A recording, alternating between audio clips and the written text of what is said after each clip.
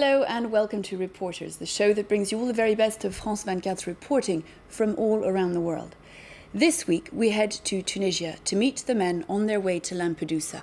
On this side of the Mediterranean, that name conjures up images of desperate immigrants leaving the uncertainty of North Africa, embarking on the most perilous of journeys, and when they make it, arriving in a European Union that has made more than plain its unwillingness to take them in. From the other side of the Mediterranean, however, the name Lampedusa is synonymous with promise. The promise of work, of money, of a life beyond anything that Tunisia has to offer for the time being.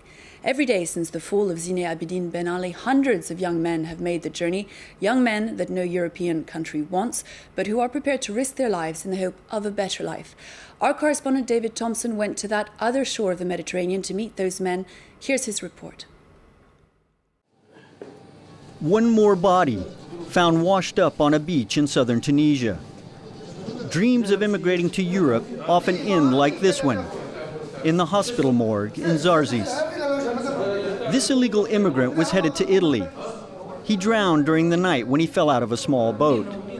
The traffickers were in too much of a hurry to make it to the Italian island of Lampedusa to stop and help him. In principle, there's the National Guard and the police to prevent people from trying to go to Lampedusa. But where are they now? If the police had been there, this man wouldn't be dead. They should have saved this young man, you know what I mean? He's angry because in only 2 months, more than 100 migrants have drowned in the sea.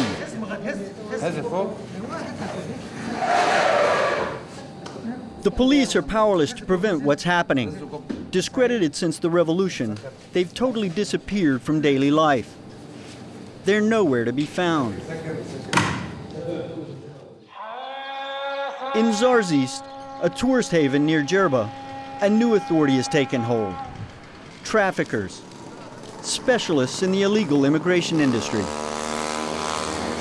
In this cafe, we have a rendezvous with 2 of them.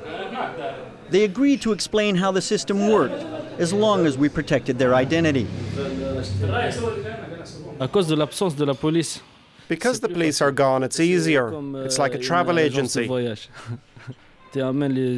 You bring the people, put them in a house, then when the boss says, okay, now it's time to go, you take them in a truck and put them in a boat, and then it takes off.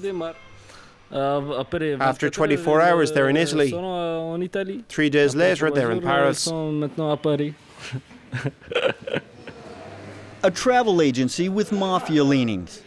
At 2,000 dinars, or about 1,000 euros a passage, the market is very lucrative. After dark, the 2 men took us to one of the many houses in Zarzis, where those hoping to make the trip were hiding. We've put up with a lot. That's the reality of being illegal. A lot of waiting and stress. Stress from being crammed together. Inside the house, there's around 40 men. Some have waited for days. This evening, they're in a good mood. They're hoping that tonight they'll leave for Lampedusa. We've left parents behind, children as well. But we're eager to leave because there's nothing here. Nothing. There's no work. It's dead everywhere. I'm very happy. It's a dream. I've lived here 26 years, and I've never been able to find a job. Almost all of these men come from the same neighborhood, from the same family. Mokhtar is the oldest, and he makes the introductions. A cousin, another cousin, a distant cousin. Mokhtar has already worked in France, more than 10 years as a mason, without work papers. His cousins are woodworkers, computer programmers, and restaurant owners. With the help of friends and family already in France, all of them hope to find work in the black market. 2 months before, they filled the ranks of protesters that brought down the old regime. Today, President Ali is gone, but they aren't waiting around to see what happens next. Here in Tunisia, we hope that the economy is going to take off again and that the revolution will not be in vain. Illegals aren't leaving to flee their country. We're leaving because the economy's collapsed since the revolution, and we're going to Europe to try to restart the Tunisian economy. And we want Tunisia to be #1 in the world. Here's the youth that made the revolution. Thank God they brought down the old regime. And working together, we can do something to restart the Tunisian economy and make it like it was before. But Mohamed and his cousins are going to have to wait a while longer to leave Tunisia. A few minutes later, the head trafficker shows up bearing bad news. Their departure's been canceled. They won't be leaving this evening. Some want to be reimbursed so they can take their chances elsewhere right away. No cameras. The discussions take place behind closed doors.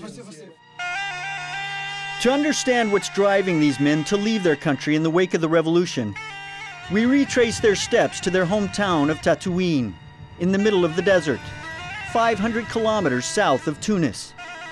It's here that Aladdin, the youngest in the group, grew up. He spent his childhood without his father, who's been living in France for 20 years. They stay in touch through the internet. God willing, I'll find work after a couple of months. You know what it's like to be illegal. It means you don't have working papers. No one will offer you a job. You have to work under the table. And you'll see that it's miserable in France as well. God willing, I'm going to make it, and when I'm in France, I'll find a job. And if I don't find one, I'll come back. But the problem is that you can't get her by ship or plane. You're going to be in a rickety little boat. Yes, Dad, but God will protect us. But no, you have no idea of the dangers involved. Despite his father's fear, leaving is the only way out for Aladdin. He shows us his computer degrees, which are useless in Tunisia.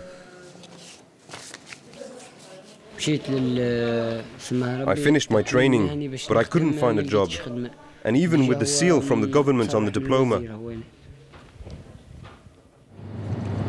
Mohamed faces the same dilemma.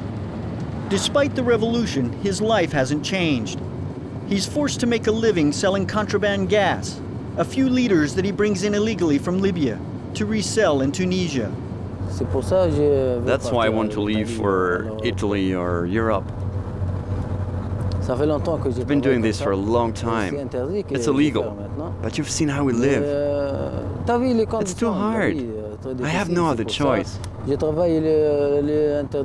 That's why I have to do it. Even though it's illegal, I don't have any other job. Small jobs that help Mohamed make ends meet. Things are more complicated for his cousin Hamza. He's 26 years old and he's almost always been unemployed. Yeah, they said they've gone from Italy to France. Is it true or not? On the other end of the line, friends who've just arrived in Europe. Impatient, Hamza can't wait for the situation to get better in Tunisia. It's a nightmare. What kind of life is this? Every day in a cafe. Before, I worked from time to time. But now, how am I going to start a family? Have children? A girlfriend? When and how?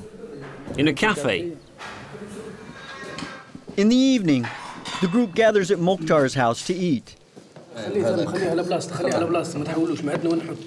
They've just found out that a boatload of illegal immigrants capsized at sea. 35 of the 40 passengers are dead, but the news doesn't dampen their motivation. Obviously, it makes me feel bad for the people who've died. But that doesn't affect us either way. If there's a boat leaving right away, we leave right away. Final prayers before the crossing, set for the next day. To film the crossing, we gave them a camera. But the trip didn't unfold quite the way they had hoped. Back to square one. There's a storm. Back to square one. The storm, the storm. Back to square one after 11 hours at sea. In an hour, we're going to head back. The boat is in bad condition, and it's taking on water. The boat's busted too. It's what? It's busted. No choice but to turn around and head back to Tunisia. Look, feel it. There's water. It's wet. In the middle of the day, aground on a beach that's normally full of tourists. The passengers climb out of the overloaded fishing boat. One after the other, they all get out to wait until the boat's repaired. An hour later, some are ready to leave on the same boat. But it's a waste of time. After another attempt, the boat returns to the beach for the last time.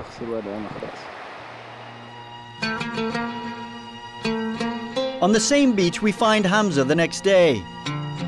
After the accident, the traffickers refused to give him his money back. But at least he's alive. He didn't drown. I was worried about dying. Yes. The traffickers told us that the weather was good. It's good, they said. You can go. Bon voyage. But when I got on the boat, I could see that it was very old, without a mechanic, and we were really disappointed. Really disappointed. It was the end of Hamza's European dream, but it was just a missed opportunity for his cousins.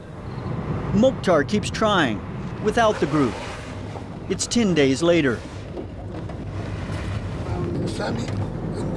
You have to be careful.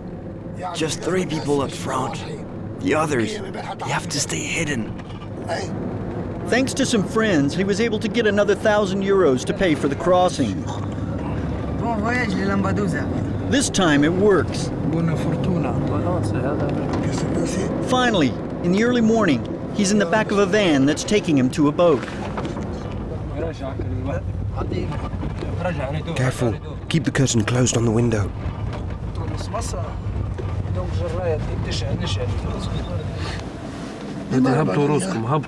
Keep your heads down. Lower your head. Careful, careful.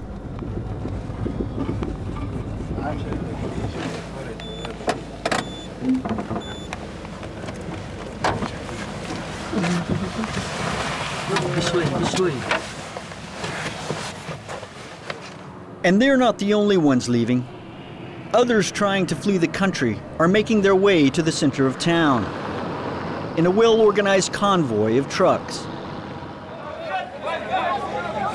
This time, the traffickers choose the most practical launch point, right in the middle of the port in Zarzis, on a pier normally reserved for fishermen. 100 people line up. They fill the boat with water and food. And then the passengers. More than 100 people on board as the boat sets out to the open sea.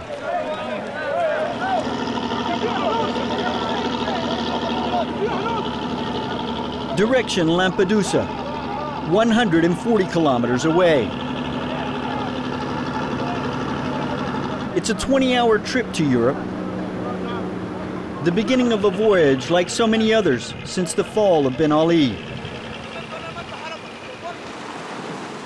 That same morning, at least 800 refugees of the revolution fled a life without hope in Tunisia. Well, joining me in the studio is David Thompson, who just brought us that report. Thanks very much for being with us. It seems an irony, from this side of the Mediterranean at least, that at the very point at which you might imagine that young Tunisians have a sense of hope, these are, after all, the very men who helped bring down Ben Ali, that they should be choosing to flee.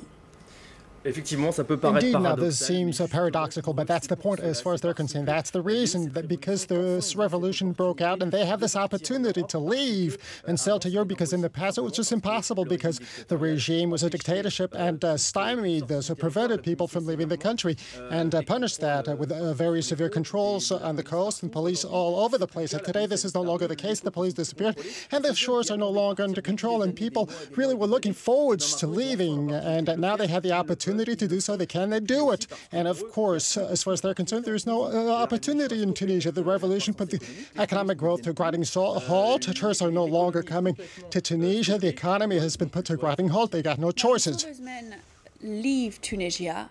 You've kept in touch with them since they arrived in Paris. What have they found? Was it what they expected? Not exactly. Let's be honest about it. And when I talked with them on the phone, they got to Paris. Most of them did. And today, their situation is very difficult. And they thought that the people they knew here, the family, relatives here in France, were going to help them out in finding a job. It's a lot more complicated. Moonlighting is not exactly what they expected. And they're expecting, they're idle. They don't know what they're going to do. And they're hiding. They're always afraid of being discovered by the police. With the controls and being routed up and have to be sent back to Tunisia. This would be the worst of all scenarios, and they'd be ready to make another attempt if they had to. They're also arriving in the middle of a huge row around their very presence. We've been hearing a great deal these last few weeks about the row between Rome and Paris, about these tens of thousands of Tunisian immigrants specifically that have been arriving these last few weeks in Lampedusa. Are they aware of that row? Are they aware of the headlines surrounding their very presence here?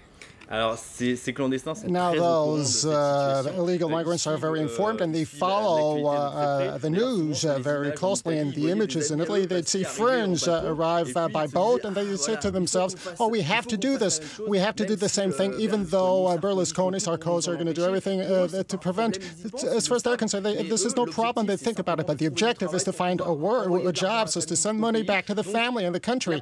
Now, the polemics are, well, they are informed about this. They know what's going on, but as far as they're concerned, this is not a priority. David Thompson, thanks very much indeed for your report and for being with us. That brings us to the end of this programme. You can watch this story and, of course, all other reports again on our website at france24.com. Until next time, though, goodbye.